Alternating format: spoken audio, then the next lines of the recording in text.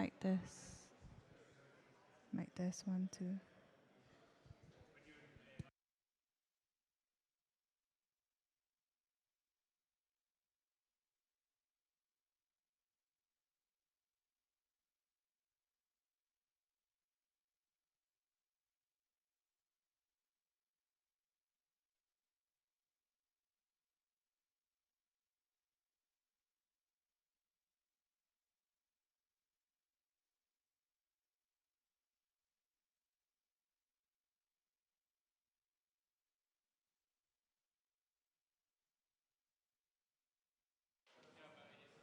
Like this.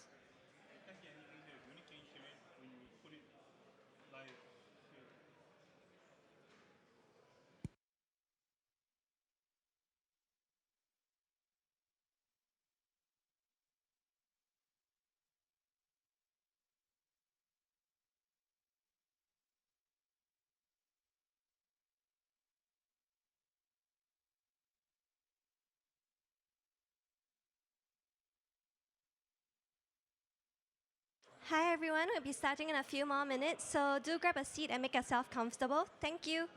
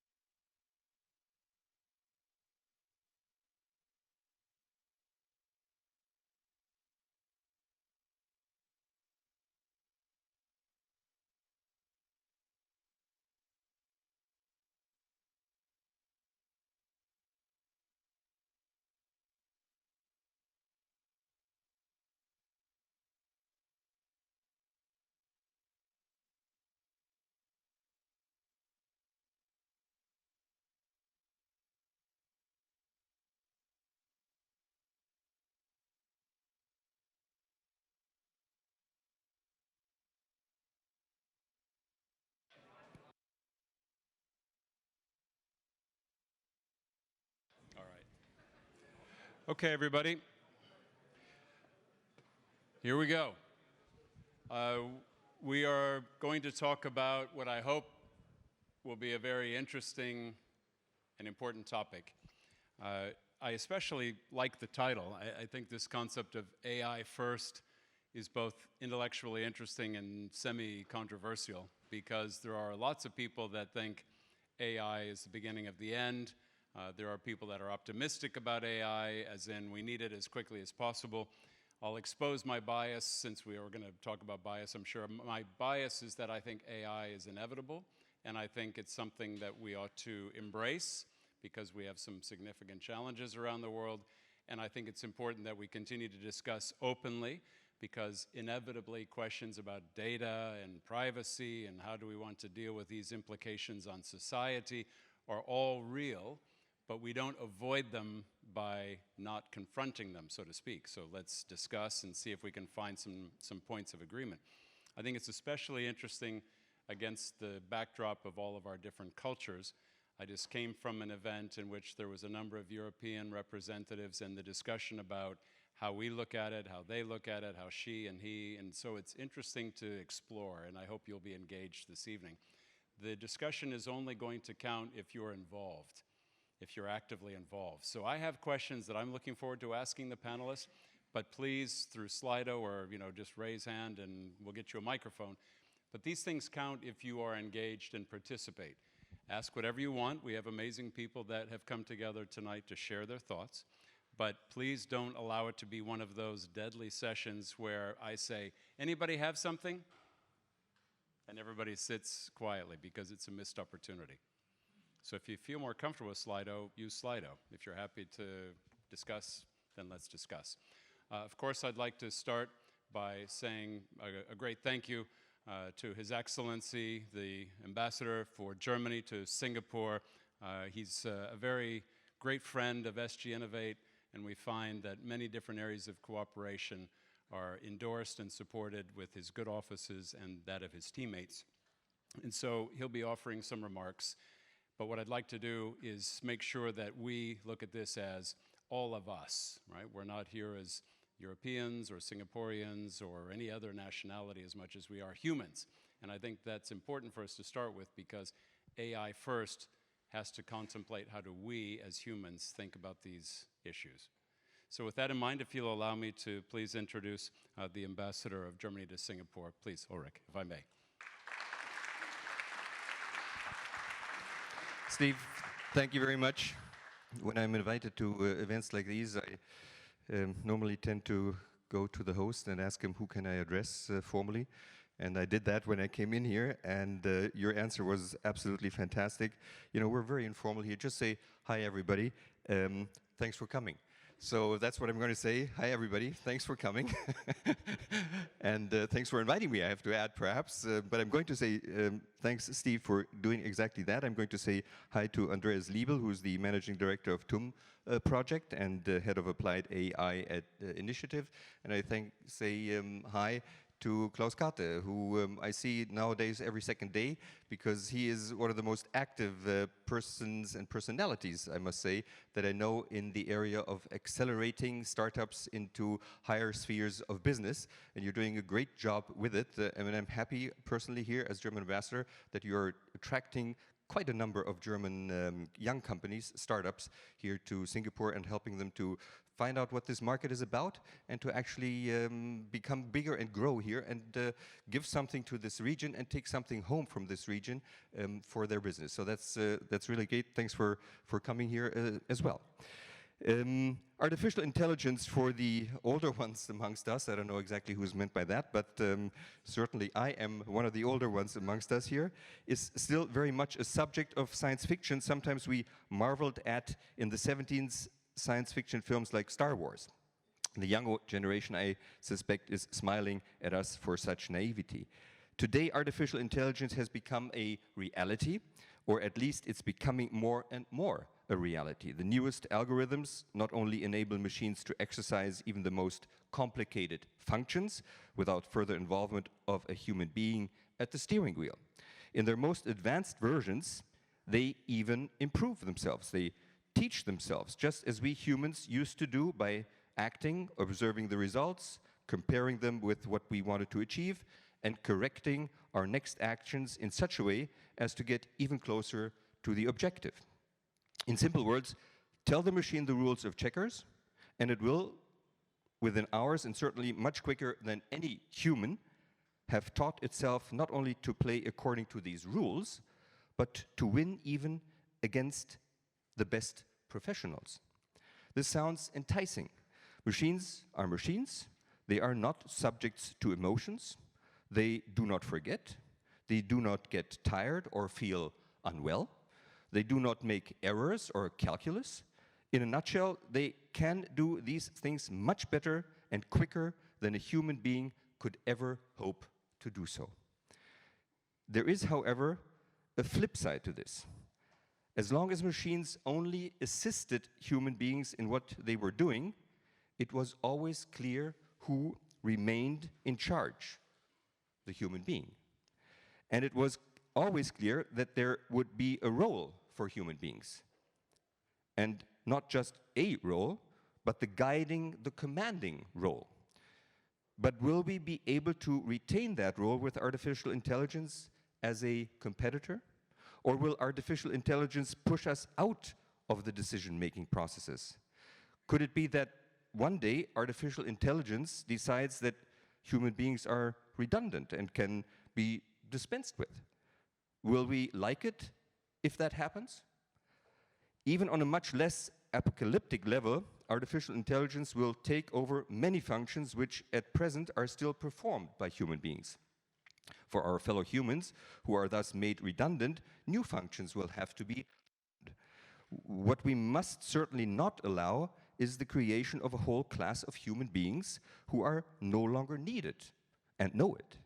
And we must ensure that the knowledge needed to operate a world of AI is broadly shared so as to not further divide our world into have and have-nots, a process we may need to better influence, steer, and control already today.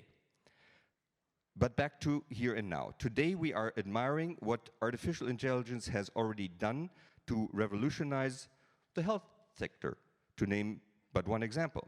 SGInnovate has played an important role in enabling this progress to be made by making key investments in deep tech firms. It is really surprising how the amounts invested in Innovate triggered much higher investments from the open market.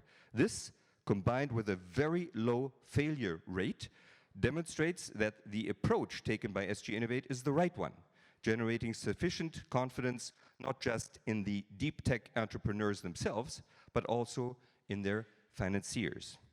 It is proof to SGInnovate's competence and reliability that financing is coming forth for enterprises that would otherwise find it difficult to find venture capital, and that the outside investors responsible for this knock-on effect are so seldom disappointed by the results.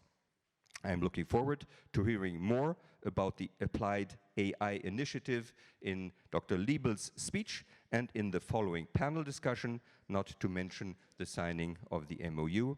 And I thank you, Steve, in sharing so much interest in what we are contributing to Singapore's highly advanced performance on the tech stages of tomorrow. Hi, everybody. Thanks for coming.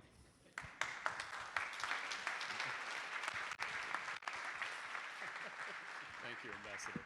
Okay, one of the admission prices for coming to SGInnovate is you have to have your picture taken as part of our We Were Here moment. So what I'm going to do is ask for everybody to jump to their feet. My teammate Jessen is going to take a picture of us, and we're going to share it unashamedly in social media to say, how cool is it that we're discussing AI first with the German ambassador and many different leading representatives. So everybody please jump up.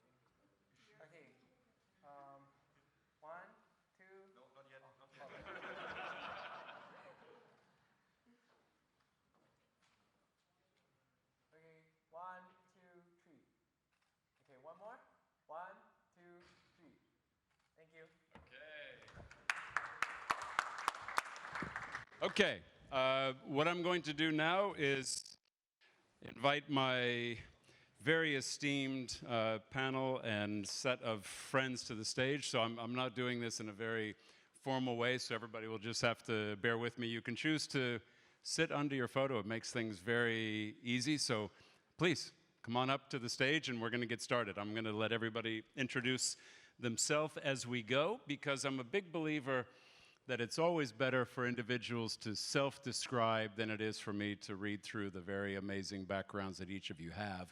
So what we're going to do is just take a moment each, please, just to say what it is that you're doing, what you're passionate about. I'd like to set the context, and then I'm going to frame the discussion with a slide that I have that I'm going to show in a moment. But let me get started. Andreas, please.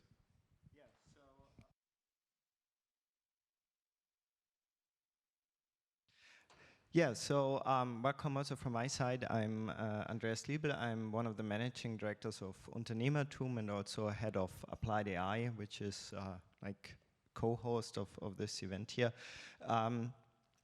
You can think of Unternehmertum as a very large European innovation and entrepreneurship center who creates about 50 startups per year, one of the largest ones in Europe, always tech-based innovation. And appliedAI is kind of a mix between SGInnovate and AI Singapore. So it's the vision of accelerating the adoption of AI and really help the whole country to become an AI nation. Very happy to be here and looking forward to the discussion. Hi everyone, my name is Raymond, the founder of BioMind. Anyone heard of BioMind previously? Oh, okay, that gotta be. So we are actually an AI company based in Singapore, and we specialize in using AI in healthcare. So what we do is that we help doctors to diagnose patients and treat patients.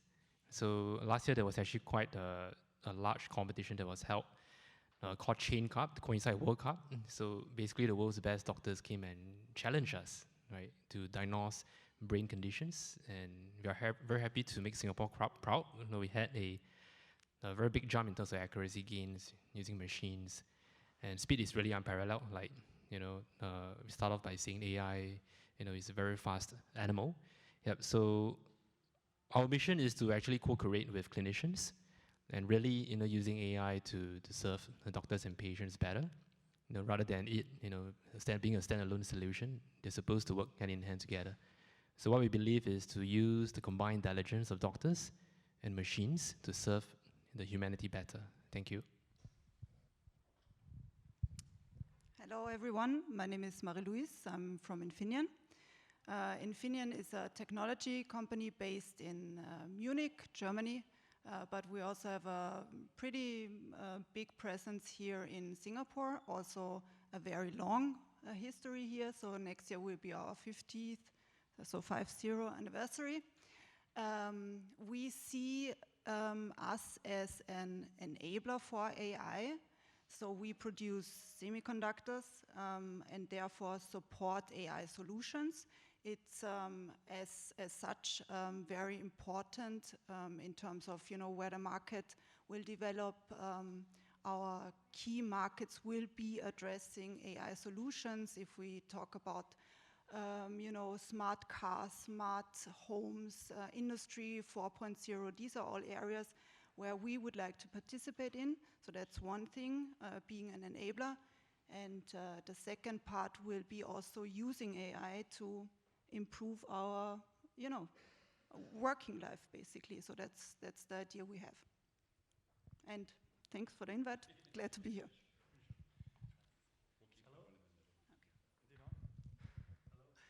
Hello. My name is Bernhard from the BMW Startup Garage.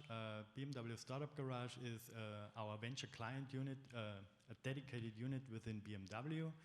And what we do is what we do best at BMW. We collaborate with innovative companies, young companies, early stage startup to develop the future product and services that we need. And our value proposition is that we differentiate in a way from an accelerator or a venture capital firm because we do not invest in a company by taking equity. We invest in their product and their service and help the startup to customize to the customer's needs, so to say, to make it market ready. And startups always work on a real project, on a real use case, and we come up with a roadmap that shows the way from startup to a trusted vendor or future supplier at BMW. And by the way, AI, in our startup portfolio, we do like 25 projects per year. I would say 70% are AI-heavy startups. Hi, I'm Benno from Siemens. I work for the Siemens AI Lab. And at Siemens, we have some AI blockbusters. We've had them for decades, like healthcare diagnostics or self-learning gas turbines that parameterize themselves. And in the last years, with the AI hype and with the big breakthroughs, we are now in a phase where we try to make it pervasive, where we see basically every product, every service, and even every business process somehow affected by the potential of AI. And the art consists in discerning what's a real use case and what's just a theoretical one.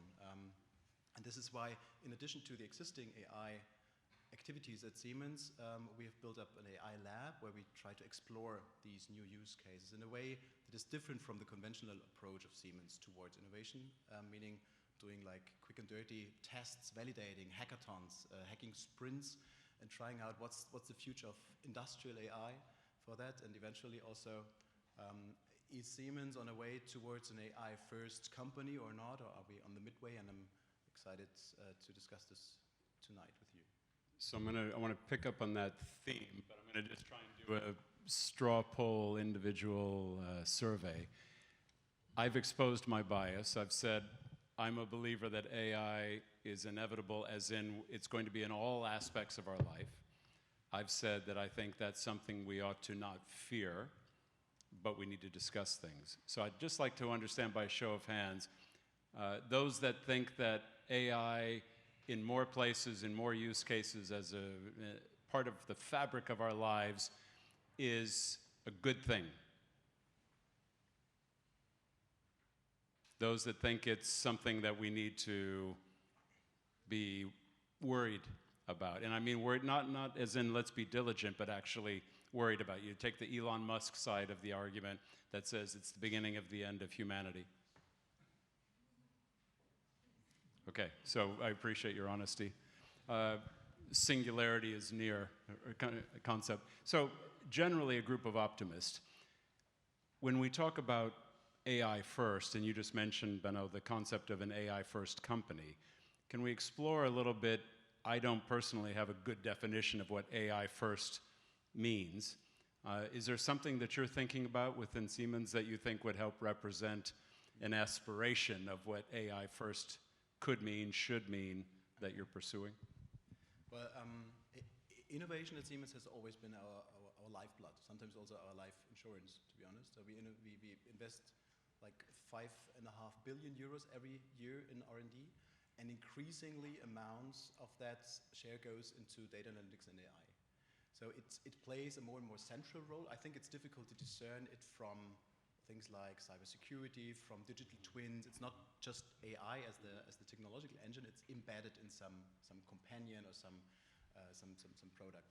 So in this sense, I think AI is very central to Siemens. And if you might call it AI first, then it's okay. But with the footnote that AI first, and this is a very European comment here, AI first does not mean data privacy last. So AI first means that you have, of course, to make use of the full potential of AI, but also taking into account the risks that are there without doubt, and somehow finding that balance between risks and benefits, the thin line where we in Europe torture ourselves in really trying to find that, and that's, I think, our approach towards AI first, more holistic one. So very, like in very simple words, when we discuss AI with quite a few companies, and if you start with a company who starts really thinking about AI, you identify use cases and potential business models, and then you have to argue why AI need to play a role in these. In AI-first companies, I would say you have a business plan, you need to justify why AI is not part of this innovation approach. So this, I think, is a bit the essence of if you think of an AI-first company. Let me pick up on this point, though, because sometimes when people think about, I think sometimes we get feedback, so if you're not on the mic, we'll just switch it off. But in a nutshell, people think about productivity. AI can be used for, how can I increase productivity? I want to explore that for a minute because I came from a corporate background where productivity was another way of saying we can do more with an equivalent number of people or do the same thing with fewer people. So productivity on its own is not necessarily an aspiration that's positive for employment. So I want to think about AI first. Does AI first, in your collective minds, mean more jobs, less jobs? Because you know one of the arguments always about AI is job destruction. And I want us to be honest about that because I think that's one of the key areas of concern, especially for governments as well. Does anyone want to tackle this point about AI and its effect on employment?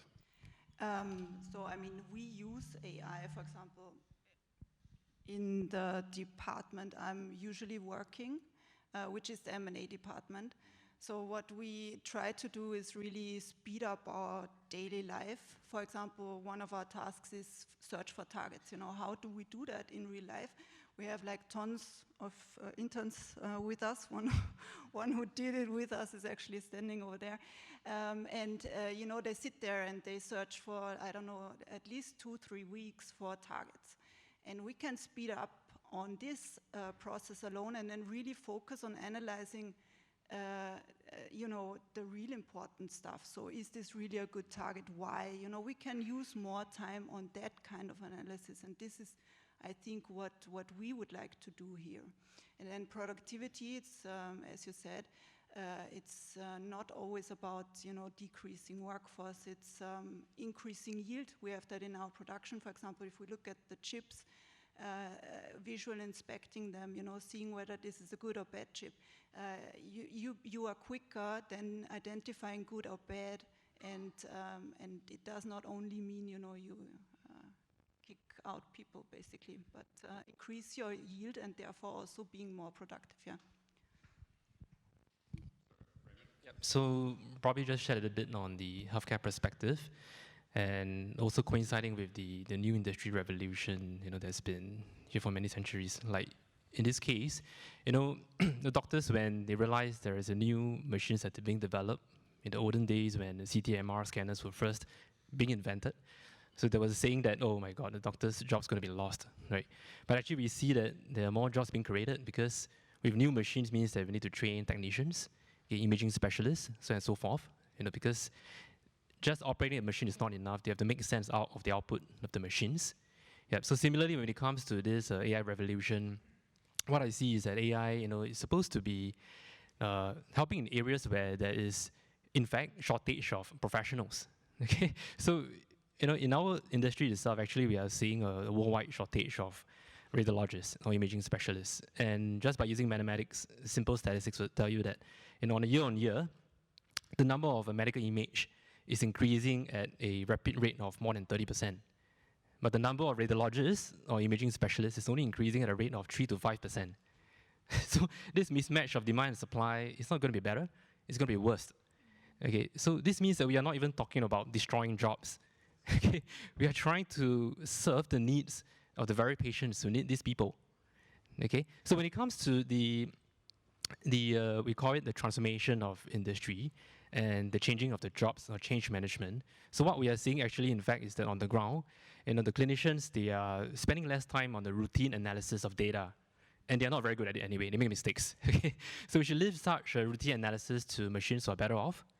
Okay, and more time should be spent, in our case, for example, should be spent by humans on humans, right? So the doctor is supposed to spend time interacting with patients more, and machine is not able to interact anyway. Yeah, so but the problem is that right now, because of this high patient load, so each patient has only like 1 to 2 minutes. Okay, I take a look at your results, yes or no, that's it. Don't ask me any more questions. Next customer, patient, please. Yeah, so we are seeing that, you know, by virtue of, I wouldn't call it you know, disruption, but intervention or assistance by machines, we are actually creating more quality time that's spent between humans to humans. Okay, and at the same time, we are trying to reduce the blind spots. And machines can pick up easily because it never gets fatigued or tired. So let me pick up on a couple of points there. As an entrepreneur, you're thinking about these things, and I think it's a couple of key points there. augmented intelligence, as in how can I supplement and support the clinician, especially in radiology. It's a well-used example that computer vision will be the end of radiologists. And most of the people that we've worked with that are in radiology say what you say. I need help, and I would like to have more of these tools to help me do what I can do so that I can concentrate on the patient. So at least you can hear today dispel this myth that AI, or computer vision in this case, will eliminate radiologists because the supply-demand mismatch. Number two is, can you speak for a moment about this concept of how AI, and I would welcome other input, how can AI be trusted? Because if you have a clinician standing in front of you that says, you know, this is the issue, that will have to continue even if in the back room a computer vision model has helped determine what the issue might be, because it would be hard for us to trust something that we don't identify with. So can you touch for a moment on an AI-first world in which adoption and social acceptance continues to rise? Yeah, maybe I carry on my context. So, when we try to segment the market, we realize that different customers, different hospitals, they have different needs. So in general, okay, there are exceptions. The bigger hospitals, they are looking for productivity gains. And the smaller hospitals, they are looking for brain drain issues, because a lot of their good doctors, they went to the big cities, to work for big brand hospitals. So even if they have the money, they are not able to attract doctors to work in the smaller hospitals. And for them, they're looking for a better accuracy in diagnosis or treatment in that sense. So, AI actually is suffering from this syndrome called the black box syndrome, okay? And especially when it comes to providing an output or results to doctors or patients, they'll ask why. Why is there such a result? Okay, and we don't interface directly with patients because they ask more questions. We interface with doctors. Okay, it's B2B in that sense. So we open up the black box. For example, when we tell the machine that, okay, so this patient, there's a high chance of him or her suffering from this condition, we tell them why. Okay, so what we do is that we analyze the data. For example, we talk about MR image, CT image. These images, we will first, determine the location where the anomaly is. We highlight it. And we describe the signals, the features, the boundaries, blah, blah, blah, okay, before we make a conclusion. Okay, and when we give conclusion, we don't just give only one answer or one conclusion. We give a few based on the confidence level of the machines, which is the same as how doctors actually, we mimic doctors how they generate the results. I mean, if any one of us, would have taken a scan before, sometimes you realize that your medical report, this patient is suffering from condition A, question mark, condition B, question mark. Actually, the first one is the most confident answer by the doctor himself, right? So again, we try to mimic this in a way how machines analyze the data, the results, and we show it to them. Okay, so this is why the machine says so. So by doing that, actually, the doctors, they're more comfortable because they might not have actually they might miss that particular feature, which is crucial, to determine the final answer. Yeah, and we empower the doctors to edit the results. Yeah, so in a way, we don't replace them. They still need, to insert and input their commands.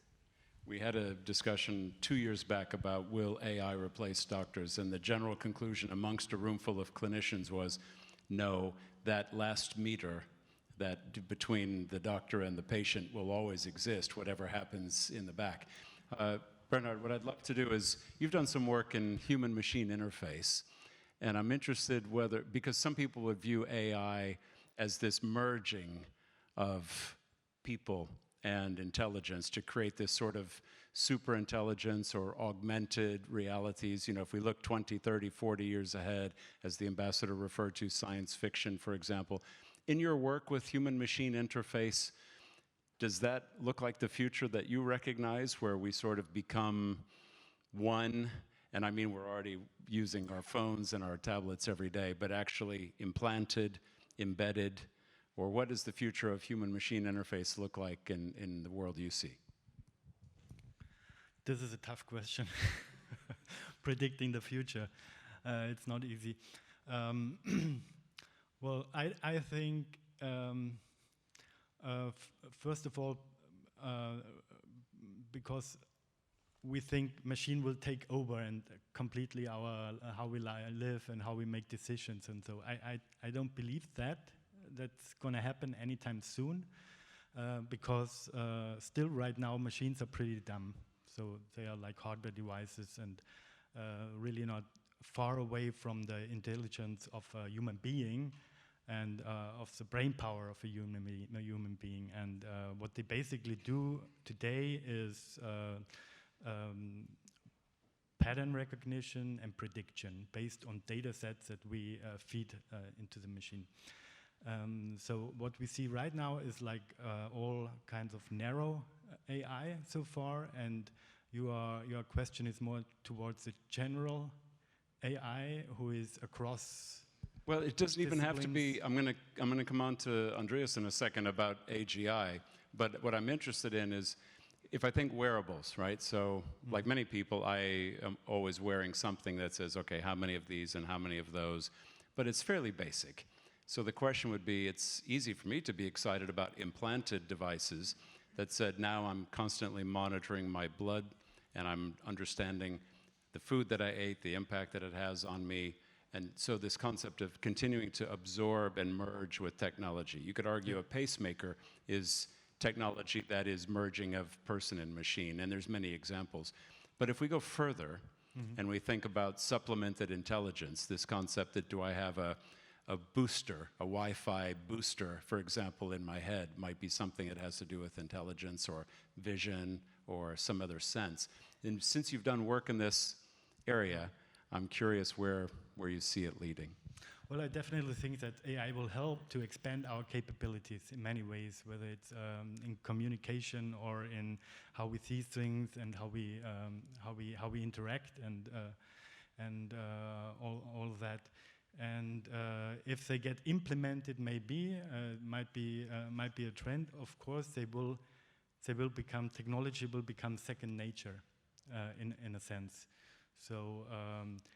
Because only if it becomes second nature and it's part of our everyday lives, then we accept it in a way we interact with it. Like we are more. So, Andreas, I gave you about a 30-second heads up and said that I'm going to come to you on AGI. Are there believers in the audience? You know, if you take a Ray Kurzweil approach and you say singularity is inevitable, and you think it's just a matter when machines will outstrip humans in terms of capabilities, not even processing speed and so on, but raw capabilities. People in the audience generally believers that it's only a question of time or will never happen? Question of time? Please, share your view. Okay. So there are these surveys around that topic also amongst the experts, expert researchers on AI, and there is a common kind of understanding that it at least will happen within the next 50 to 100 years. So I think at some point in time you actually are there. On my side, I think we have enough challenges for the next 40 years to solve with narrow intelligence to really focus on right now.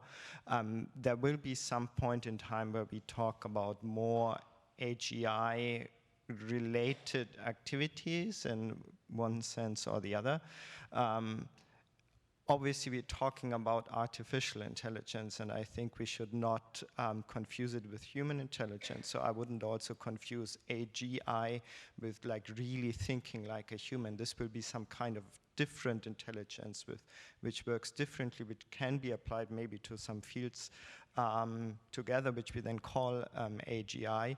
But I don't think it will think like a human. And I don't think we should also focus on that, because if we do that, we try to kind of exchange our intelligence with an artificial one. I think we should focus also in research and like working on topics where we humans are not good at. So it should be exactly like not a human intelligence, which then is an AGI.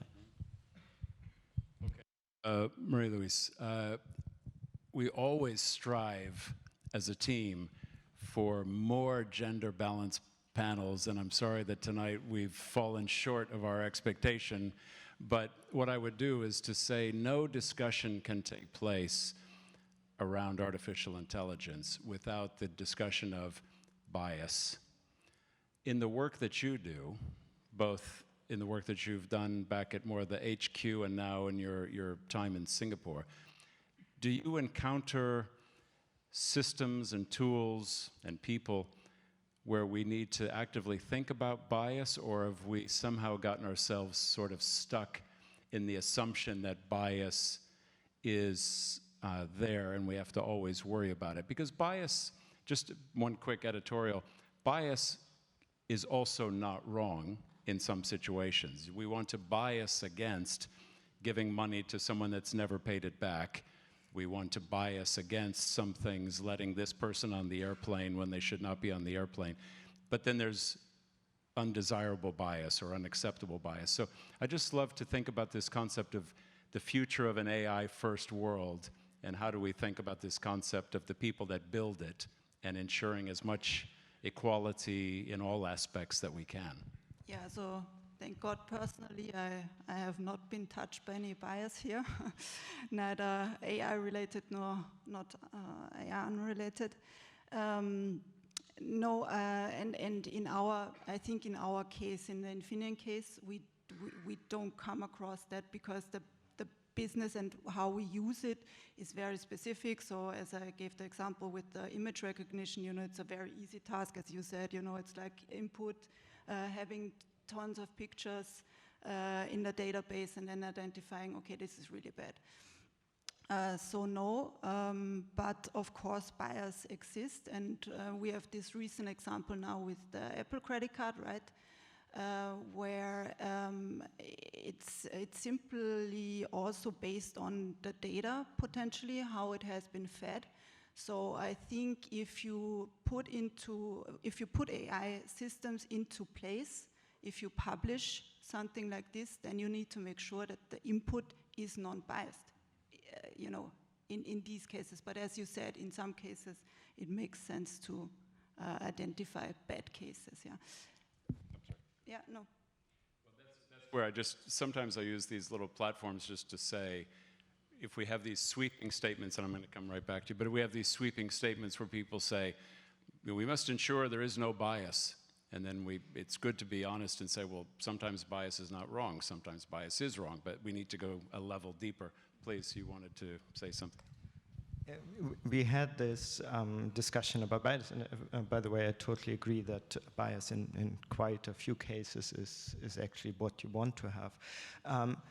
We had this discussion actually in a healthcare discussion using federated learning and having, let's take CT scans in different hospitals. And like if you design a system well, you have these types of feedback loops, and you feedback what then potentially the doctor actually selected as what potentially the diagnosis will be on a specific picture. But what do you do if the doctor decides for the wrong picture? So if the doctor who does the decisions in the feedback loop gives back biased feedbacks. And I think that's also something, because in our human nature, we are on our own are also biased. So on the one hand, we have the data for training, and you have the statistical scans, and you can actually look for biases. But these learning systems also learn and continue to learn through the feedback loops we have. And I think we should always take care about these feedback loops, because you give always kind of a positive feedback. You have this self-reinforcing mechanism that deviates into one direction which you potentially not want to have. So you need to have this kind of baseline always. And this is actually really hard to implement, especially if you then look at more advanced settings like in federated learning in the healthcare system. You cannot check the quality of each doctor that made a decision and which is then fed back to the neural network. Benno, you're going to say something. I have a question that I'm teeing up for you, but please say what you'd like first. Just briefly, I wanted to give it also a positive spin, because of course it's a problem that there is bias, but at least finally the bias is somewhat transparent. So finally we know that there was a bias in the human data, in the human behavior, and finally it's got transparent that there was the initially wrong bias, and we can then work on it, we can correct it, and the machine just tells us what went wrong, be it in the Amazon recruiting algorithm or or in other examples. And I think this is the chance of it for us, that it mirrors us back and gives us the chance to correct. Can I add? Yeah. I actually would say if you want to take the most out of AI algorithm, it's essential to feed in the machine with your bias. I call it experience. If you describe and narrow down the model, the AI model, based on the experience you have, you make it much easier for the AI to come up with the right solution. Otherwise, it's a long trial and error process. And we have a couple of experiences. One is in generative design, for example. So in traditional way, we used to come up with a style, and then they have a designer and constructor who works it out, constructs it, and then we figure out it doesn't work, and it's an iterative process. And now in generative design, you slow down the process by communicating more, describing what are the boundaries, what goals are we want to achieve, and feed and describe this model into the AI machine. And then technology speeds up the whole process. In the end, you are much faster. Okay, I want to come back to that in a moment. But Benno, I want to pick up in your background. One of the things that I found really interesting in your background was the musical education. And one of the questions that we've been asked is, what are the roles for non-computer scientists? As in, does this AI first world mean that we all have to be computer scientists or, electrical engineers, or people with whom semiconductor design? Is there a place for lots of other capabilities? And your background that includes music, and now you're leading AI with Siemens. So can you speak for a moment about the importance of many different experiences and capabilities, especially if we want to think about AGI, the concept of other aspects of humanity? But your background, I thought, was especially interesting. Okay. I worked hard not to being judged on my background, and to raise that compliment, bias. by the way, but no, but honestly, well, at Siemens, of course, we are an engineering company, so we are in the transition to becoming a more IT software-driven company, and from engineers, they're more computer scientists right now. Simultaneously, we experience that when it comes to AI innovation, you need diversity, and not gender or national diversity, but diversity of functions. So you need to bring people together, AI experts plus domain experts, maybe let them be moderated by innovation managers, and you have a different set of, let's say, cultures. And this is where the cultural economist comes into play, because what background of my studies is to bring people together from different cultures who have different, even languages. I mean, if you have in our AI lab project rooms, for example, business people, and then AI people, and they talk about a prototype. Yeah? The AI, the technical guys, they think of something which is, there's some light and something is moving and some demonstration. The business people think of a slide that is not finished yet, because this is like their concept of a prototype. So you really have to streamline the language, and I think there's room for many other perspectives and functions and backgrounds. Even psychologists, for example, we have now in our team, to really have a 360-degree picture. And I think this is the point that I wanted to reinforce, was increasingly anthropology and understanding the human condition and understanding how people think and evolve is now becoming a highly prized skill or capability in the development of technology, because you can fill a room full of computer scientists, but that does not naturally result in something that people will use, and there's lots of examples that we can explore. I have a slide. I don't know if we can put the slide up, because I'd like to just use it as a backdrop to ask my next question, if we can cut over to that, please. Okay. I apologize to my panelists, but in a nutshell, this is a piece of research that came out of a Canadian think tank, and it looked at the national AI plans for a variety of countries. And the important thing is here, the darker the box, the stronger the expressed commitment. As in, if it's a dark color, it means it's a very serious topic for that government. A more pale color, a less serious or less well expressed topic for that government. And of course, no color at all means perhaps the strategy is silent on that topic. So if you look, this isn't meant to pick on any particular country, but if you take a look, here's what I wanted to highlight. If you click one, you'll see that the areas, unsurprisingly, that had a lot of attention were themselves research and industry, the industrial application. So it's natural for any government to say, well, how can I use this brand new technology and suite of tools to have a positive effect on the economy?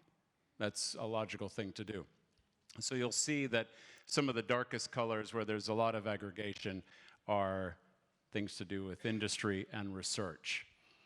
Then you click again, and you see that the areas that perhaps at this moment have less attention are the future of work, and over to the far right-hand side, inclusion. So how do we think about affected communities, affected populations, as in those that are this or that, or the third thing, this idea of segmenting populations.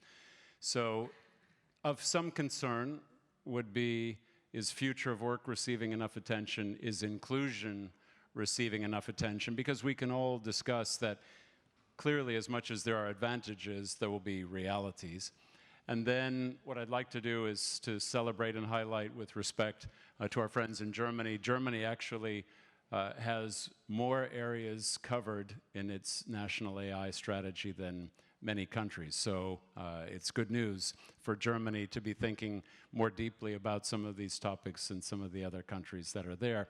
Singapore is also working hard to think about it, so I'd be remiss if I didn't also celebrate the priorities that Singapore is placing on some of these. But I wanted just to share with you that these are some of the realities when we think about strategies and the implications. So industry, yes. What does it mean to people? It's a tough question, and we need to continue to explore it. So if we wanted to now move a little bit into some other areas, I'd like to understand one of the questions that came up. How do people prepare? I mean, I know this is sort of a more broad-based question, so I'm just going to say whoever feels compelled. How do people prepare for this concept of the unknown and its effect on work? Are there things that people can do, training courses, education courses? Is this only if you're below the age of 22 that you can adapt and adjust? But there are some concerns about what does it mean? I know you're all thinking of it in your own different ways. Anyone want to offer an answer to the question from the audience?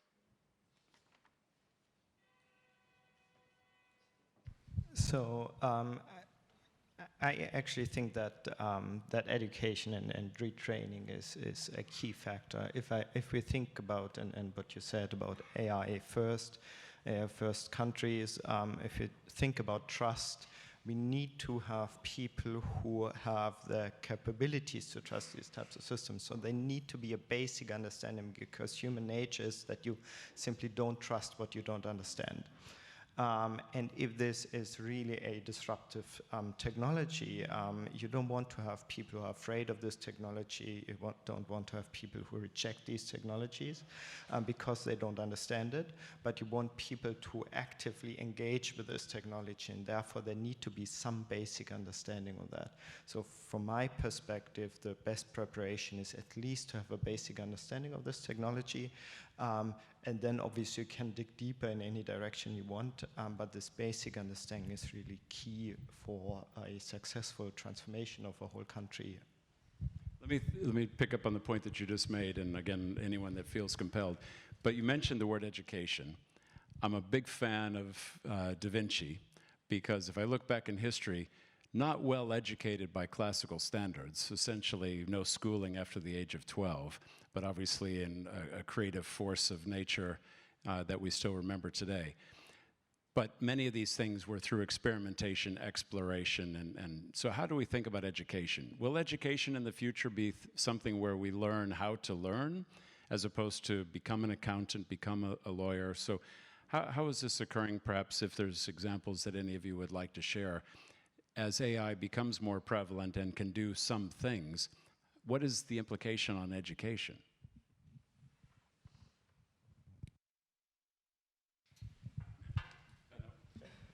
Or Raymond? You said closer? Yeah, okay. I think it's a two-sided story because, of course, the whole workforce, which is now like today, we learned that people 40 plus in Singapore is considered as the lost rabbit, we say in German. So how the workforce who is now working, they need to be somehow educated to work together with an AI. I think not everyone has to learn Python, but they have to learn and to experiment that co-working with an AI is somehow supporting them. They need to have this positive reinforcement loops, and learning how actually to work with AI. It's not a skill they have to acquire. It's a journey they have to take. The other side of the story, of course, is when you think of the educational system. I have 3 kids with 7, 5, and 3 years old, and I really think, and I don't think the Singaporean system is so different, whether our current school education really is up to meeting this future requirements, because it's about translating knowledge into the brains of the poor pupils, and 20 years later they start a job and everyone tells them now you have to think entrepreneurially and creatively, and now so the whole many things which they learn at school will be somehow obsolete, and I think the school systems are not that quickly up to that requirement. Maybe to add to that. On the other hand, and I just heard a podcast on future of education, and the interesting thing is, from what I took from this podcast was that actually what you learn at school is to work on topics which you actually at that point in time you don't want to work on, and it takes some effort to go through like math and also the difficult engineering classes. And I think this is something, a skill that is very valuable. And I'm skeptical if you look at the online courses that you do like 1 hour course on whatever topic, and then you say, well, that's what interests me, and you don't dig deeper. I think the ability to dig deep and to really understand topics, that's actually what you have to learn. And that is not solved by lots of online courses, because then you're not forced. And at some point in time, you actually need to be forced to do that. And we experience this in companies, because like what we say is we want to enable companies to work with AI. Like once we started about 2 years ago, we said, well, then let's do the projects together with the companies and like get whatever people they have from IT, from different departments, and like do learning by doing. So our AI engineers work with people from the companies, and we immediately found out that without skills in math and statistics, it's simply not possible to get them at a level where they can do it on their own. They will understand it, and they maybe lose their fear, but if they want to be active on that, there need to be quite a basis from some skills which you simply have to learn, and therefore I think it's really important to have this kind of conventional education, plus then obviously some like newer ways of education, but we shouldn't forget about these basics. Some solid building blocks. Okay, in the interest of time, what I'm going to do, because there's a number of questions from the audience, I'm going to try and go sort of rapid fire, right? Which is, I'm going to throw a topic, answer it, you get sort of your 30 seconds, and we'll keep going here. Let's see if we can plow through a few. Do enterprises do a good job of balancing moral ethics with profit margins against the backdrop of AI? When we think about it sort of in an AI-related context, balancing moral responsibility and profit-driven responsibility. And I'm not sure exactly how to define better moral responsibility, but this comes back perhaps to jobs and so on earlier. Anyone want to take the topic, enterprises balancing moral ethics with profit margins in an AI context. Go, Raymond. Okay, so I think at this moment in time, it's kind of rare to find AI companies already making money. Okay, a lot of investment, sunken investment, okay, PACs, OPACs, the research, prototyping and trying to pilot, test it out. So I don't think any good companies, except for big corporates who, venture into AI services. But talking about AI core company itself, still in the red zone in terms of the balance sheet. Okay, so what is important now is that we need to understand, what exactly is the pain point that we're trying to tackle, rather than, trying to squeeze money out of the existing consumers itself. Yeah. So having said that, a lot of times when we try to create new business or new startups or new ventures, it is really dangerous to start off with the notion that we need to please the investors and come up with numbers, and we need to show a good proposal, how we monetize it. But I can tell you that the first, 1 to 2 years is probably going to be in the red. But we can prove that actually this pain has been a pain that cannot be resolved by the traditional solutions. And we are here not to disrupt, but to complement, okay, and to solve the fundamental issues in life. Okay, then I think there's a hope to scale, right? Well, and I'm going to say that against the question if companies do a good job balancing morality and ethics against AI, it's not well deployed in a lot of places yet, so maybe I'm going to say watch and see. I'm going to move on to the next one here. And I'm not going to name names, but I think there'll be one individual that may choose to answer this.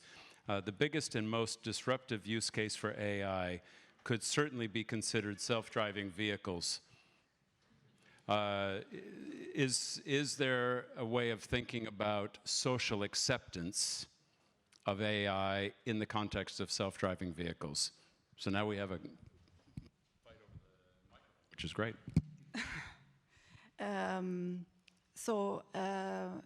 Yeah, I think self-driving, so it's still some way to go, I would say.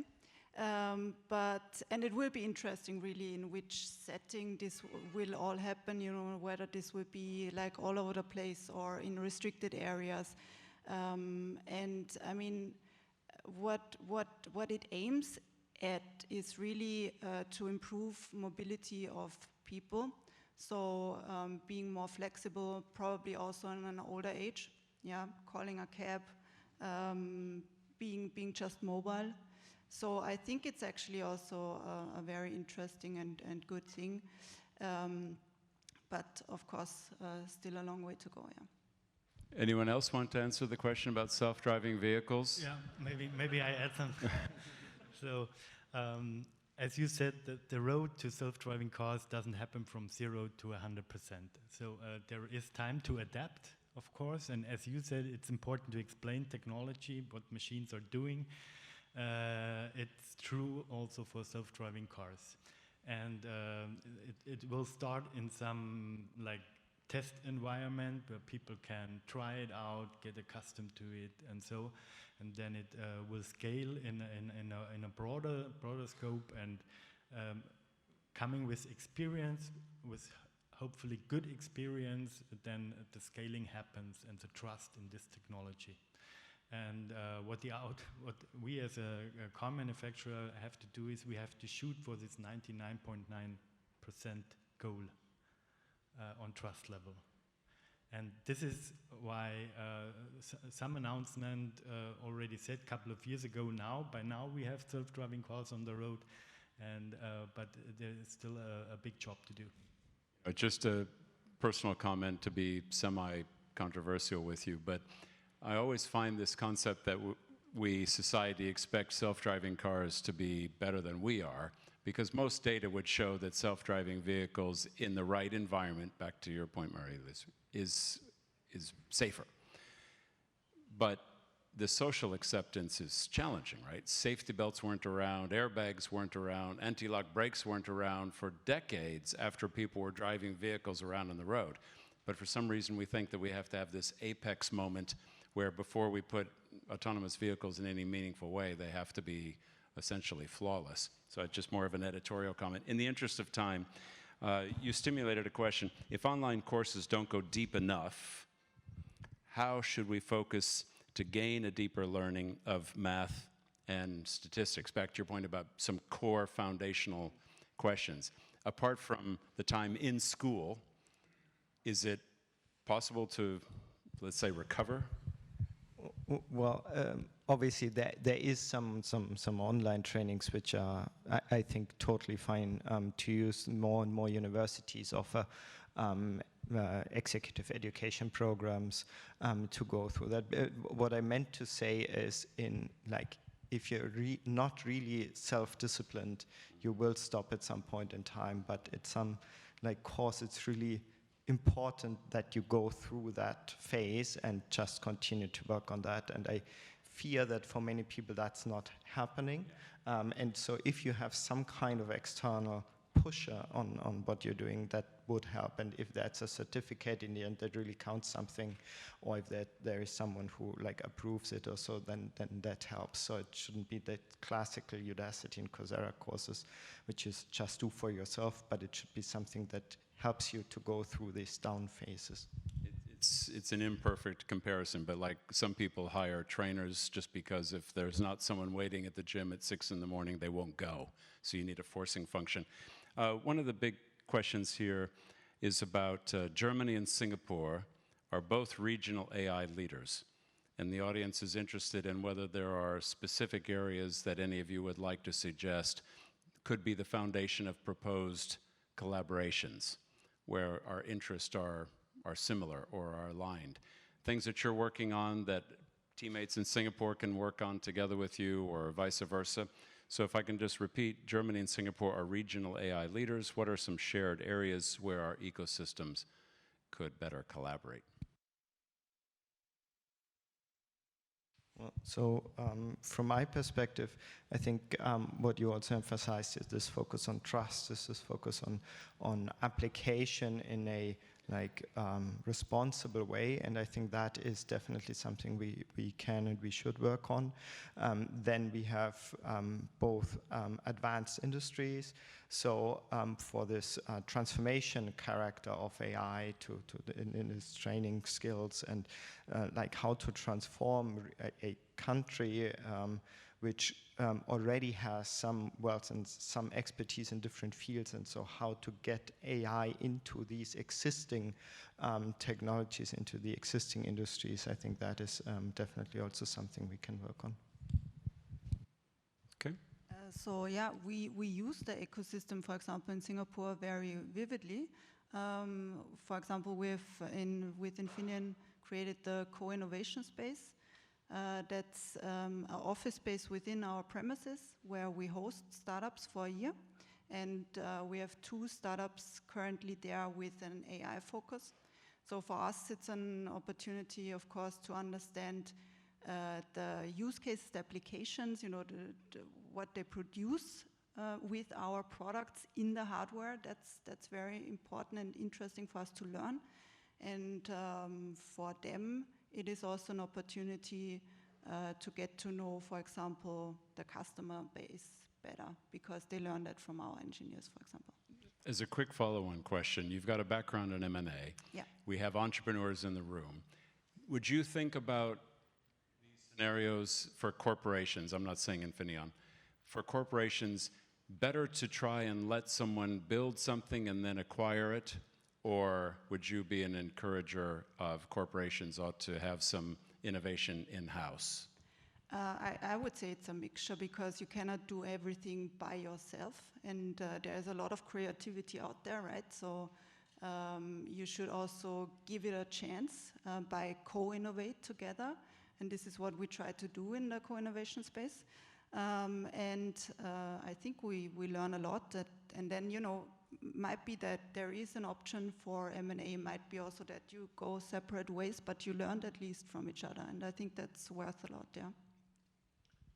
Okay, I've got some questions on Slido. Some of these are specific about, certain tools and techniques and so on. You'll forgive me for not asking them, but the panelists will continue to be here for a few moments. Last question, is there anything using traditional technology of a hand and a spoken question? Anybody have anything? Ambassador? Please, Excellency. Can you imagine? Old and traditional. We talked about, you talked about bias. and bias means prejudices and inclinations and things like that. The point that I wanted to make is less a question than a commentary. I think it's by now proven that the human brain of women and the human brain of men function differently, and that only by combining the intelligence of the two will we actually get the most perfect result of having women and men work in business, for example. Having heard this discussion, I have a little bit of a feeling that artificial intelligence will be largely, if we continue to separate women and men as we do so far in business, that artificial intelligence will be fed mainly by male brains. And the point that I would like to make is, I think that we not only have to find for quoras in our businesses and in our leadership in business, but we have to ensure that the different intelligence that exists between men and women are actually entered into the way we feed artificial intelligence. I don't want to say there's hard and soft intelligence, but there are definitely parts of the brain, that's what scientists say, that are different from men and women. And I think it's going to be very, very important that if we feed prejudices and intuitions into artificial intelligence, that we have to make sure that they are fed in from both sides. That was my comment. And the question that I would have is to everybody, but taking a point that Andreas Liebel made, in order to advance and keep society to include society in the advancement of data analytics and artificial intelligence, I wonder what we have to do, especially in Germany, where I see a sort of still a little bit of a lacking behind the way the Asian societies are open towards using data in their businesses, that we need a discussion in our European societies, and especially in Germany, which creates more affinity towards the use of data. And I would like to ask the panel, what exactly would be the instruments, I mean, really technically speaking, a government has at hand, or institutions that serve the education of a people would have at hand in order to promote the a stronger affinity of young people especially,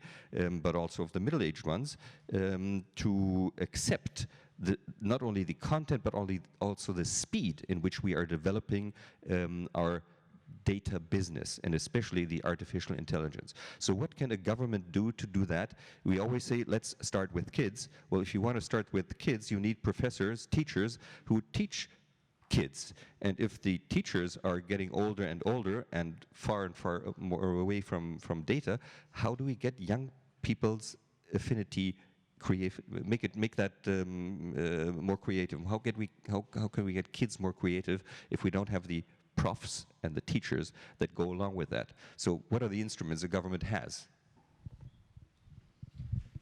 So a couple of comments on that. So first of all, especially in Germany, if you talk about application of AI, we talk quite a bit of use cases in the industrial sector. And in the industrial sector, we talk about non-personalized data, and you can just use process data, and that's fine.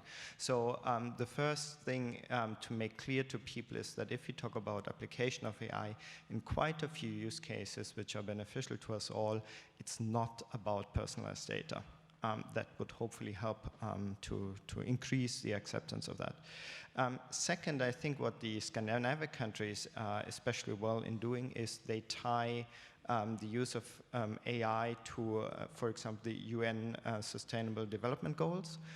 So they really explain the overall benefits, fight hunger, zero diseases, and these types of goals, to really have this positive notion around AI.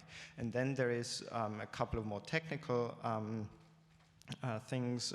If we talk about federated learning, if we talk about encrypted learning, so there are some tools to help us work privacy preserving with data. And one thing I think would be something that we should consider in the future is sovereignty of your own data and your data identity of humans. So if we know that if we hand out data, that we still are the owners and that we can get data back, that we have this right to forget about our history in the internet. Like these types of steps, I think are really essential for us to be more to trust more in these types of technologies. I know that in deep learning and once you train a neural network, it's hard to actually get data back. So there are some kind of conceptual challenges in that concept. But overall, I think it's really important to have these types of approaches, and also from the politics side, that there are people who really understand these topics and really push also. For example, these data sovereignty topics. And interestingly, there's a company in China that, unsurprisingly, that it's occurring in China it's a public company listed in the US, focusing on AI-enabled education and trying to personalize for each student a specific level of education. It's an interesting company. We're tracking it just to see from that what we can also learn and take reference from. So perhaps this idea of staying close to the data, personalizing the experience, enabling children to think about things in a different way as enabled by an AI tool already is an interesting sort of intellectual conundrum. What I'd like to do, we have a lot of people, there's a lot of questions. I want to respect people's time so that we also have a chance to mingle. But I think we can take the following conclusions. We're generally optimistic about AI. We generally believe that there are important use cases for it. We generally believe that imperfect allocation of resources, such as medical professionals, will need us to embrace AI more, not less. But we need to confront realities such as data sovereignty, privacy, anonymity. How do we think of the fact that we have different cultural expectations? There could be some countries that are very permissive with data, some countries that are very restrictive with data. And of course, this idea that now more and more countries say data is a competitive tool, so I won't let it go out. So all of these things against this backdrop. But we think that building companies with amazing men and women, including all of you in different ways, this is not the lone domain of the technical scientists, but many of you add value to that. And so what I'd like to do is say thank you especially to the ambassador, and thank you to our friends from different parts of Germany and from Singapore. We think there's lots of great examples here, and I'd like for us to continue the conversation in person. So please stay around if you're able, and thank you for being a part of this evening. Thanks.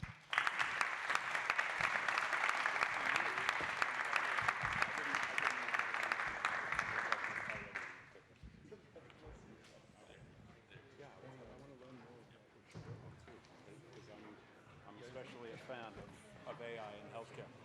Thank you. And I think we've enjoyed working relationships with Infineon and with BMW, so we're very excited about where things are going. And I wasn't trying to insult you, but you know, this bias. That's big trouble. What I'm trying to do is to set me up with things. Part of it. How can you bring that aspect of involvement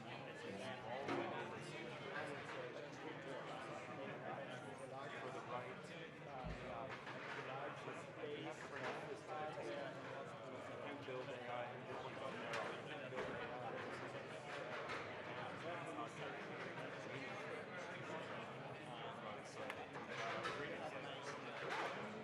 So thank you for joining tonight. There's always people here. Hopefully we'll see. When do you head home? Because I saw you were on an assignment all day. Oh, soon. Soon. Well, I hope you've had a good experience in Singapore. Let's make sure we stay connected in some way. Thank you.